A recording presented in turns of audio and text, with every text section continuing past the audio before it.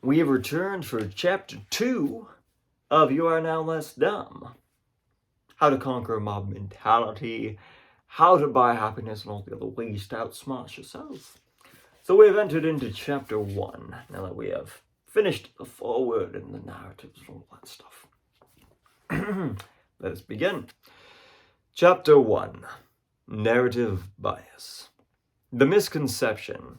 You make sense of life through rational contemplation. The truth. You make sense of life through narrative. At the Ypsilanti State Hospital in Ypsilanti, Michigan, right around the time the hula hoop was invented, 3 men began a conversation that would drag each other into the depths of madness. Real madness, the kind that earns prescriptions. This trialogue lasted 2 years, and at times it soared with each man literally singing in harmony with the others. At other times it languished, descending into physical violence. Still, each morning the men met, and each tried, at length, to get the other to see things his way. Clyde Benson, Joseph Castle, and Leon Gabor had lived very different lives leading up to their meeting. Benson was a widowed and remarried heavy-drinking farmer in his 70s. Castle was a clerk in his 50s with a desire to be a writer, yet was too hobbled and passive, haunted by a terrible childhood, to realize his dream. Gabor was a man nearing 40, wandering from job to job after being transformed by the war. What tied them together was the conviction that they were the living reincarnation of the Messiah. That is to say, each man thought he was Jesus Christ. The psychologist Milton Rakich brought the 3 institutionalized men together in a psychiatric ward where he could observe them. In his book, The 3 Christs of Ypsilanti, Rakich writes that he had the men assigned adjacent beds, had them meet together, and gave them jobs in which they interacted regularly. In addition, he had them meet daily in a visitation room with a wooden table at its center, across from the windows that allowed the life in the world of the sane. Making them constant companions, Rakich thought might cause their delusions to cancel one another out. In his opinion, it was a rare and thrilling opportunity to have 3 individuals claiming the same identity. And not just any identity, but one that didn't allow for any wiggle room. The Bible said there was one Son of God, and now 3 people who asserted that status as their own sat at the same table with science looking on. Surely, Rakich believed something would be revealed about the nature of delusion, belief, and the self. Indeed, something was. When first asked to introduce themselves, Castle didn't disappoint. He said, "My name is Joseph Castle." And when asked if he had anything else to add, he said, "Yes, I am God." Benson was a bit more ambiguous, saying that he made God 5 and Jesus 6. Gabbard followed, saying his birth certificate stated that the reincarnation of Jesus Christ of Nazareth. Yes. Soon after, an argument began, with each man revealing how insulted he was by the other's claims. Through the lens of hindsight, it seems not only unethical, but also cruel to toss mentally unstable people in a room just to see what happens, but Rakich was seeking a cure. He wanted the men to awaken to the epiphany of their true identities because, as he wrote, it seems a terrible thing for a person not to know who he really is. After that meeting, Rakich was crestfallen. As he put it, the confrontation was less stormy than I had expected. When the meeting adjourned, the 3 men just sort of walked away feeling confident in their own views of reality. Rakich wrote, "Perhaps they did not fully grasp the extraordinary nature of this confrontation, at least not in the way we did." As the men met again and again, their individual delusions unfurled, showing their complex and Byzantine structures. Each man's explanation of how it came to be that Jesus Christ was trapped in a psychiatric ward in Michigan manifested as a unique maze of stories and logic that would make sense internally for a moment only to collapse like Rakich prodded. As the constructs fell apart, the men swiftly rebuilt them, and the conversations took on the appearance of people exchanging lines from different plays. Still, each man often remembered the intricate details of the other 2 men's explanations, and picked them apart as if he were a political candidate debating the finer points of an opponent's tax plan. Rockich wrote that he would attempt in each session to bring the conversation back to the impossibility of three Christs and ask the men to address the problem. When forced to explain, they didn't come to a sudden realization that they were being delusional. They didn't reel in awe after being struck by the insight that their identities were showing cracks. No, they just dismissed the other two men's claims. Benson said the other two were some form of cyborg and not actually alive. Inside them, he said, machines controlled their movements and provided their voices. Gaba believed the other two men were lesser gods who came after him and then were reincarnated. Castle's explanation was the most accurate and prosaic. He said the other two men were insane patients in a mental hospital. When asked to explain themselves, the men usually dismissed the fact that they were in an institution. They weren't patients, they said. They were Jesuses who just happened to be in that room at that moment. The poseurs ought to wise up and worship the true Christ, who was, according to each man, he. Within 3 weeks, the arguments led to punches, but the violence didn't last. Over the 24 months, most of the conversations were quite civil, albeit filled with nonsense.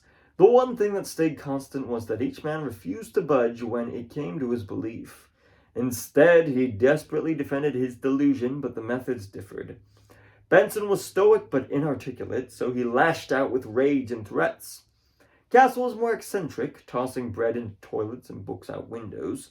He walked away from the argument and tried to steer the conversations in a different direction when they threatened his identity. Gabber, though, was the intellectual member of the trio, and his delusions were dazzling to the point of being reasonable at times. He spoke at length at the meetings, delivering impassioned, eloquent soliloquies, and often led the discussions and asked his own questions of the other men. Their talks ranged from hunting to whalebones to cookies in England. Still, Gabber's speeches dove right to the bottom of the grandly nonsensical. When quiet, he told Rockich he was actually grinding negative engrams in the squelch chamber inside his skull. At times went on, talk of Jesus and God fated. Rockich wrote, the three Christs were, if not intentional men, at least men of a type we had all encountered before. They were rationalizing men.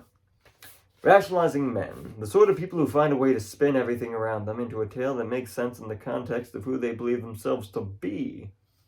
The three Christs never changed their beliefs over 2 years of psychiatric care and psychological examination. Questioned and challenged, sitting across from people claiming their very identity to be a sham and claiming that identity to be their own. They never gave in. The other two guys had problems. I'm the one who has it all figured out. The fact that the men at Ypsilanti believed themselves to be the same man, Jesus, was the only thing that really stood out about their stories. Everything else they did fell in line with what a psychologist would expect from a human being. You seem to be able to see through the lies and rationalizations of other people, as Rockich said. You've encountered enough instances of that sort of thinking that you let it go in person and gossip about it over tea. It's part of life, watching other people lie to themselves to get by. Yet, when you do it, it gets swept under the mental carpet. You probably don't wake up and assume you're brushing the teeth of Jesus, but as you saw with the men in Ypsilanti, even at that level, you would probably still see through your own flaws only when they were copied and pasted onto another person.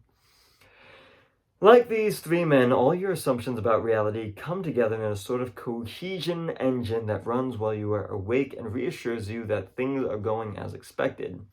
No need to panic. You come along and take the output of the cohesion engine and use it to make sense of reality, and your preferred method, everyone's preferred method, is to couch everything in the form of a story which you, as the hero or heroine, it's sort of weird, but it keeps you alive. You and me both. The simpler creatures of Earth, the worms and amoeba and water droplet dwellings protozoa, stay alive with very simple rules. Basically, they go toward things that nourish them and avoid things that harm them. The spectrum of their reality is narrow and uncomplicated. They don't fret about the future of wax poetic about the past. They may not even have a concept of time at all. This system works, and it has kept them alive for a few billion bookless, mythless, historianless years. Their nervous systems are so simple that their minds, we can even call them that, don't need much more than the ability to sense things that are usually good and usually bad, and the ability to move in the appropriate direction while avoiding obstacles. Your nervous system is a bit more complicated, so you have more tools than just stimulus and response. A roundworm has about 300 neurons, a cat has about 1 billion, and you have about 85 billion. Wire those neurons together and get them processing on multiple levels, and you can navigate the muddy mosaic of the incomprehensible complexity of the cosmos much better than the average kitty. Of course, you still have those old stimulus and response routines inherited from way back when birthday cake and grizzly bears elicit two very different reactions in a normal human brain.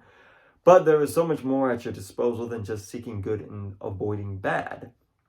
To match the complexity of your consciousness, your conscious experience, and your unconscious processing, to deal with the constant confusion bombarding your sense and the noisy chatter of the agencies within your mind, you've developed the ability to knit everything together into something simpler and less accurate. Something less informative, but more entertaining and most times more useful. You have a very complex and astonishingly beautiful mass of nervous tissue bobbing around on top of your neck. So you search for something other animals do not. Meaning, the day-to-day reality of your waking mental life makes sense because you turn events into stories and stories into memories, and memories into chapters in the tale of your life. When you gather with others, they tell you about their reality in the same story format, and the better the story, the more likely you are to accept their explanation. Jokes in movies, comic books, and professional wrestling, television shows, and news programs, they all present dramatic interpretations of facts and fiction in the format of a narrative. For the same reason, we put chairs in cars. The shape of a human body fits nicely into the seat. The shape led to the form now belongs wherever butts reside. Babies prefer classical music played forward rather than in reverse. The same motivations that drove Vivaldi to write in one way and not in another drove infants who listened to his music for the first time to enjoy it when played properly, and reject it when played backward. Art is the pursuit that which symbols represent absent those symbols.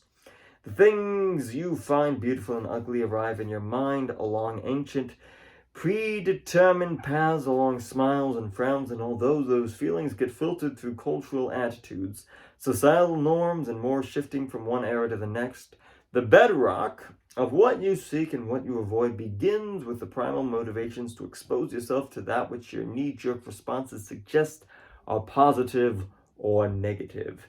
Your mind makes sense of its inputs and memories in the form of stories both coming and going, and so that the format appears wherever information is presented. The shape of your mind led to the format. That format now appears wherever information migrates between brains. This is your narrative bias. A bias in that which, given the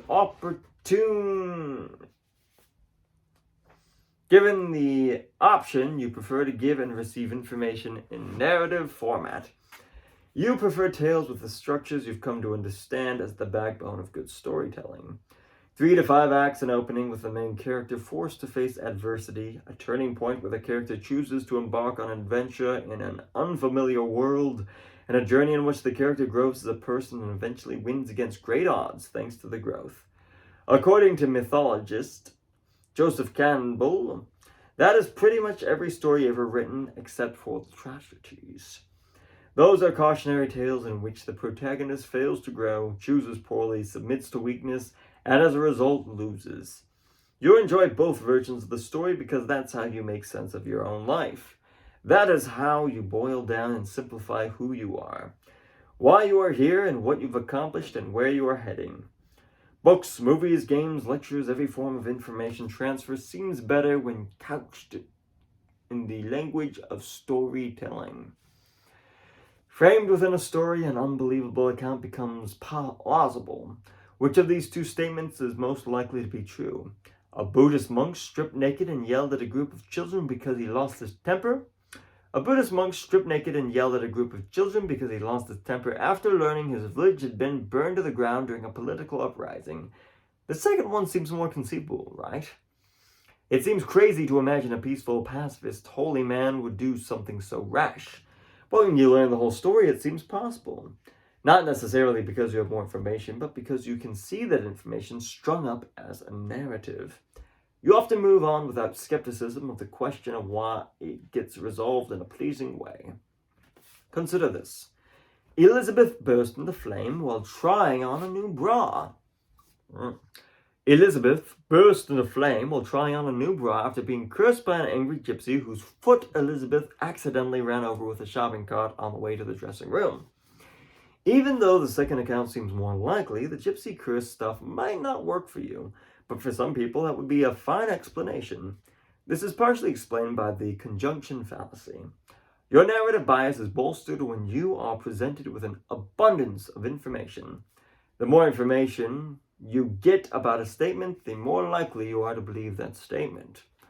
The classic example of the conjunction fallacy comes from the work of psychologists Amos Tversky and Daniel Kahneman, the great pioneers of cognitive bias research, who in 1982 presented a puzzle I will showcase here in story form.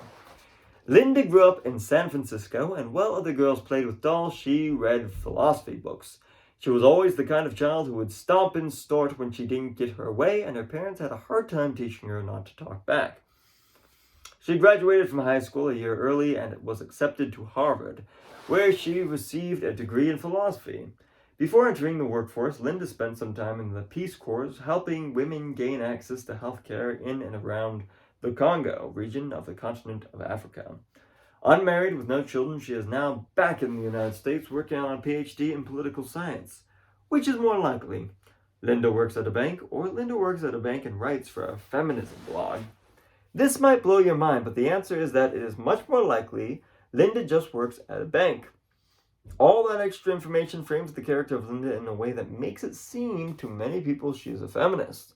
But that doesn't change the raw statistical truth that a person is more likely to have only one trait out of a bazillion than they are to have two. If I had asked, is it more likely Linda is a feminist or Linda is a NASCAR driver, you would be accurate to assume that, based on what you know, Linda prefers studying equality more than she does gear ratios. But that's not what I asked. Simply put, there are many, many more people in this world who work at banks than there are people who work at banks and also write for feminism blogs. In fact, the more possibilities, the more improbable the combination becomes compared with just a single trait. It is very unlikely that Linda works at a bank, runs a feminism blog, votes Democratic, lives in California, donates to the World Wildlife Fund, and enjoys Tori Amos. When you look back on the story of Linda, the chances that any of these facts is true is pretty high, but the chances that any two of them are true about the same person is much less likely.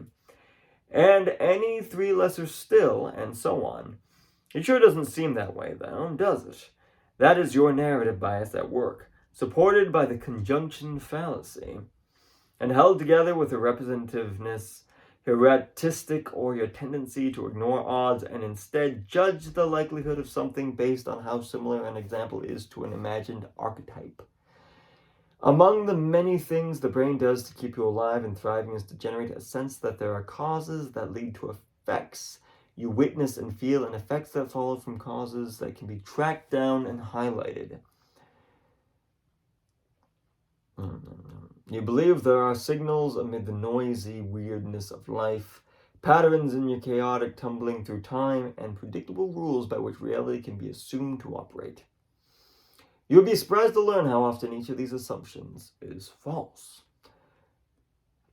So I think that's a good place to stop for today. 20 minutes, not bad.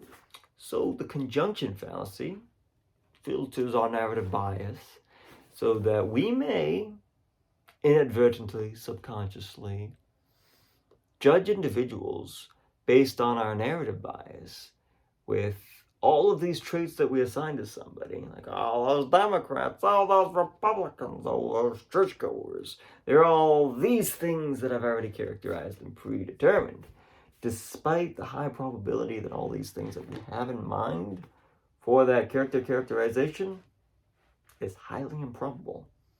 So the next time you want to judge somebody, know that it may be your bias.